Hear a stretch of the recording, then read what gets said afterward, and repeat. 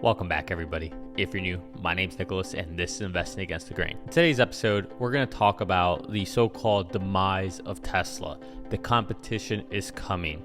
Once everybody else wants to get into electric vehicle space, Tesla is doomed. Yada, yada, freaking yada. We hear the same thing over and over. And yet, the truth is, none of it comes to fruition. Everybody's struggling, and they're all hurting. So I want to talk a little bit about Ford, GM, Volkswagen, NIO, Lucid, Rivian, all this so-called competition is coming for Tesla, and I want to try to put things into perspective for all of you. Now, before we get into it, just a quick note, I won't be putting out a video tomorrow. We will be traveling. We're headed out to Costa Rica, as many of you know. We do this trip every single year, but this year it's a little extra special because we're going to be taking a look at some venues for our wedding. So pretty excited about that. So tomorrow we won't have anything up, but next video will come out on Thursday and you'll be able to see what's going on with us over in Costa Rica. All right, well, with that said, do me a favor, hit the like button, hit the subscribe button, ring that bell. Also, don't forget, if you need any merchandise, we have a store. You can find the link for the store down below in the description. And with that said, let's get into it. To kick things off with talking about the competition, let's take a look at some charts. First, let's start off at the top here. This is my Webull account. This is Stellantis. It looks very similar to Tesla. Don't let that confuse you. This is Stellantis. So think Fiat, think Chrysler, right? Those companies. If we look at it right now, I'm going to look at all these from the same perspectives. So let's just say for the last year. So Stellantis is a little bit different than the rest, but if we look at this, we can see that they're down about 24%, not too bad over the last, say 43 days. All right, let's move on. Let's look at VW. Volkswagen. I'm going to start off from this point instead of up here. I feel like that's just a little unfair to Volkswagen. So let's just be generous and we'll look here. They're down about 37%. Okay, not too bad. I mean, keep in mind, like there's all kinds of issues in the world right now, right? We've got Ukraine and Russia, and that's macro. We got supply chains. We got COVID. Some places COVID still exists. Other places COVID doesn't exist, right? It just depends on where you are and what the restrictions are. But it's still an impact, right? These are global companies, so all this matters. Here we have Lordstown. Okay, this one is kind of shocking, but Lordstown is down about 91%. That's not too great. Let's look at NIO. Okay, so one of the jewels of China, down 72%. Let's look at Lucid. All right, Lucid must be doing pretty good, right? They just had their earnings, which we'll talk about in a second here. They're down, call that about, let's just get that in the right spot. Let's say about 62%. That's not great. Rivian, how's Rivian doing? Okay, Rivian hasn't been trading for that long, as we know, but we can still look at this and we can see they're down about 67%. GM, how's GM doing? GM, right? The leaders in electrification of the world, down 34%. What's Ford? Okay, down 35%, about on par with GM. And then finally we have Tesla, right? Saving the best for last, if you will. And we're down about 28% now. Okay, so what does this mean? Why did I just spend all this time showing you this? Okay, so what we know so far is that all of these stocks have been taken to the woodsheds. Okay, they're all hurting. Every single one of them. They're down, anywhere from, you could say, Tesla 28% up to Lordstown or Fraudstown, whatever you guys want to call it, down about 99%. So we've got this huge spread, this huge spectrum of all these auto companies just hurting. All right, so when do things turn around? Who will turn around first? Who will turn around the hardest? Who has the most upside? Well, that's what you have to focus. Look, at the end of the day, I think there's actually a lot of good names here. Even if I don't want to invest in them, there are a lot of good names here that are oversold. It's just the fact of the matter. It's not just Tesla. There's other companies as well. However, when we invest, we really want to focus on the long term, the big picture, and thinking about 5 years, 10 years down the road. We want to think about revolutionary products, right? I'm a huge believer in investing in revolutionary products, not evolutionary, not Me Too companies, revolutionary.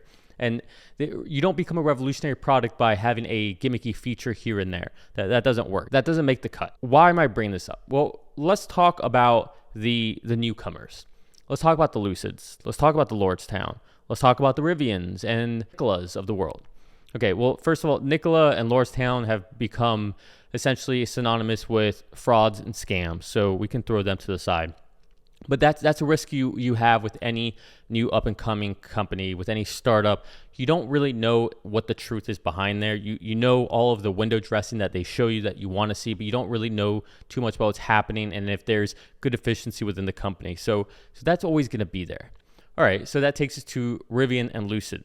All right, Rivian has great backing from a company like Amazon and from Ford, right? Then you have a company like Lucid that's backed by, Saudi money, and on top of that, they have a, what he claims to have been a very important part of the Tesla team in their CEO. Okay, so there's lots of good stuff going on there. They have actual product. They put the product out there. They have apparently great range with questionable battery kilowatts in there. We don't really know what the kilowatt hours are, but neither here nor there. They actually have a product they're putting out there. Same with Rivian.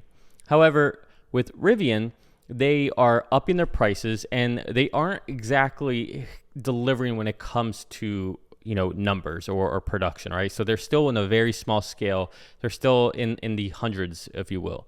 Whereas when we look at Lucid is also in that same arena of only in the hundreds. I think in Q4 that based on Lucid's earnings from yesterday, from what I recall, right? Again, this is all stream of consciousness, so forgive me if some of my numbers are slightly off, but I believe Rivian or Lucid delivered about 125 vehicles, which, okay, hey, they're a brand new company, right? Give them a break. They're getting there. They're slowly ramping. Now, it's not the 500 vehicles that they had said they would do. Okay, that's fine. I get it. Supply chain issues, ramping, all that stuff. But it's not something I would call a Tesla killer. Not at this point. There's a big gap between that. There's a big difference between having $125 in your pocket and having $309,000 in your pocket. And that's really the delta between Rivian or Lucid and Tesla right now. However, with that said, if we compare Lucid to GM and how many electric vehicles they delivered, well, hey, same kind of analogy. $26 in your pocket, which is what GM sold in Q4 for electric vehicles, 26 vehicles, versus Lucid's 125. Hey, I'll take that 125 any day.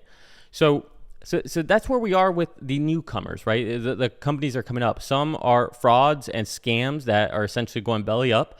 Others are discovering that, okay, starting a car company isn't as easy as we thought it was. Or actually, I take that back. Starting it is easy. Producing a prototype is easy. But to quote this, I forget his name, this brilliant guy, he says this over and over. I always forget his name. But he always says prototypes are easy. Production is hard. Right, and this guy, I forget his name, but he's a really smart guy, right? He said this over and over, and it seems like everybody underestimates what he's saying, yet it becomes true. Everything this gentleman says tends to become true over and over. Some Musk guy, maybe you've heard of him. Anyways, so that takes care of the newcomers. All right, well, what about all these legacy companies? The legacy companies are going to come in, and once they decide, hey, we're going to get into the electric vehicle game, boom, it's over for Tesla. All right, we've been seeing this since 2016. We saw it with Mercedes. Mercedes came out with something, and article after article, this is it. This is the Tesla killer. We saw it with GM. We saw it with Ford. We see it over and over and over, and all that comes to fruition is Tesla keeps beating on earnings, on deliveries, quarter after quarter after quarter. So if this is what competition looks like, I say bring it on. Keep it coming because, yeah, I love what's happening with the stock price here. This looks great to me. But all jokes aside, look at Ford right now. Ford has capitulated, or better yet, their CEO, Jim Farley's capitulated to Elon Musk and Tesla, saying, look, we can't become Tesla overnight. I can't tell my people, hey, go become Tesla. Why? Because according to Jim Farley, we don't have the talent, we don't have the resources, we don't have the skill sets. And we're too bloated with people that we don't need. Not my words, Jim Farley's words. I made a video about this a couple days ago, so check that out. Okay, so that's Ford's CEO. So Ford's not coming in hot anytime soon. All right, let's talk about Volkswagen. Surely Volkswagen, right? Herbert Diess, come on. Well, no, actually, take a step back. Herbert Diess also says that they will not be able to catch up to Tesla anytime soon. In fact, according to Herbert Diess, it takes them 30 hours compared to the 10 hours he estimates it takes Tesla to make a vehicle. Now, this is his estimation for Giga Berlin. And I have a feeling Herbert Diess is going to be a little off. I think Tesla's efficiency is going to be even greater than that. So you have the Ford CEO saying this, you have the VW CEO saying this, and recently we have the Stellantis company coming out. If you don't know, Stellantis is essentially the Chrysler Fiat merger, but they're saying that to build an electric vehicle, it costs essentially 40 to 50% more than a traditional internal combustion engine vehicle. Essentially, they're saying it's a lot harder than what we thought, and it costs a lot more. So remember that. Remember that, because this is the same problem we're seeing with the VW, the same problem we're seeing with Ford. The OEMs are supposed to come in here and essentially slaughter Tesla. So answer this to me, or just ponder this to you. For any of you who think I'm full of it, for any of you out there who think Tesla is overvalued, answer this to me. If these OEMs are saying it costs this much more to produce an electric vehicle than it does an ICE vehicle, and the majority of all of these traditional OEM sales are ICE vehicles, why is Tesla getting 30% gross margins on each vehicle while the companies who are making primarily ICE vehicles are 10% or less? Explain that to me. Because if you can't, I can. Let me tell you. Vertical integration, in-house automation, software engineers, real engineers that are iterating and inventing new processes, new ways, revolutionizing the way things are done. That's why, right? The culture within Tesla is something that can't just be recreated. Sure, you can poach a person here or poach a person there, which we see happen left and right here, right? Ford steals someone, Apple steals someone, or as Elon likes to call Apple, the graveyard of Tesla engineers. Not my words, his words again. But the point is, poaching people won't create a culture. The culture starts at the top, and Elon has set the culture, and that's what's happening within Tesla. That's what happens within SpaceX. So I take it back to the competition. The competition that's coming, well, it's definitely not going to be any of these new players that we're talking about with the Lucid or the Rivians or whatnot, especially since they're more so in a niche market, right? Lucid's more so in the high-end sedan type market. Rivian's more in the sports vehicle, truck, off-terrain type market. So that's not really going to compute, right? That's not going to be able to take over Tesla. The OEMs, they're struggling just to make vehicles, period, right? ICE or EV. When it comes to EV, they don't understand the economies Tesla has because everything's so vertically integrated and everything's brought in-house. There's no extra third party here, third party there, and all their charges, and all that just adds up, right? And then keep in mind, they have to contest with all the dealerships and their markups, right? It's just this very old way of doing business, right? Imagine if you still had to go into a store to buy anything you wanted, and if it wasn't there, if they didn't have your size, you were screwed. No, that'd be ridiculous. Nowadays, I go on Amazon, I get whatever I want. If I want to buy a certain pair of jeans, a 32, and they're out of it in the store, why would I go to the store? They're always going to have it online. It's always going to be in stock online. Well, that's just some smaller boutique, startup company, and sure, they have limited supply. I get that. But I'm not going to have that issue with Calvin Klein, for example, or with my Levi's. That won't happen. So this is the difference, okay? These companies need to transition into this new world, and Tesla's already been there. And so when the competition is just trying to figure out how do we even make vehicles, how do we vertically integrate, how do we scale production, how do we get things cost effective, that's what they're worried on. What's Tesla worried about? Well, Tesla's about to open up Berlin, I think tomorrow, maybe the next day. Austin, that's about to open, so they're getting parties ready for both. That's what they're worried about. They're also working on arguably the hardest software problem of all time to solve, which is computer vision. And it's going amazingly. And if you want to see a very cool video, go on Twitter, look up Homar's catalog. This is Omar. He recently did a video of him driving with the 10.10.2 iteration of FSD beta. And he's going down essentially right along the water of where the Golden Gate Bridge is. And he's got a drone video going up top, and he's superimposed him driving with the inside of the car view. It's really cool. He's going by pedestrians, people riding the bikes, and the car is just like silky smooth, just going up and down, weaving out of people. No jerks, no hesitation, not freaking out. It's just doing its thing. It's absolutely beautiful. And beta version 11 is about to drop. Full stack, no post compression for cameras, right? More photon counts that we'll be able to have for the neural nets. It's just going to be insane. That's what Tesla's working on. And you know, just to add to it, what are we seeing in the world right now? Ukraine, Russia, Germany, UK, everybody's freaking about what? About oil. Okay, the price of oil reached $106, $107 a barrel for Brent. I think it was about $100 for WTI, right? I haven't seen prices like this since, what, 2014? During the boom era of oil.